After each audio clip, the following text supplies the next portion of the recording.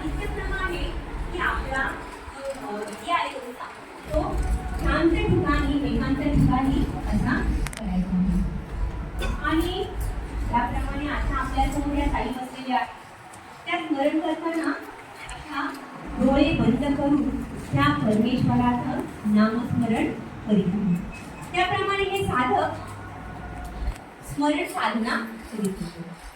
आणि ही साधना करत असताना आपल्याला कुणाचा अडथळा येऊ नये, कुणाकडं आपलं चित्त आपलं जे मन आहे भटकणारं मन हे कुठं दुर्लक्षित होऊ नये म्हणून हे साधक आपल्या तोंडावर असं वस्त्र घेतात आणि बराच वेळ हे साधक नामस्मरण करीत असतात. काय करतात ते साधक? नामस्मरण करीत असतात. आणि बराच वेळ झाल्यानंतर आजूबाजूची लोक तर बघत असतात, त्यांना माहिती परंतु माणसाला कळतं, परंतु पशुपक्ष्यांना कळेल कसे हे साधक आहेत, हे नामस्मरण करत आहेत, त्यांचा विधी आचरत आहेत.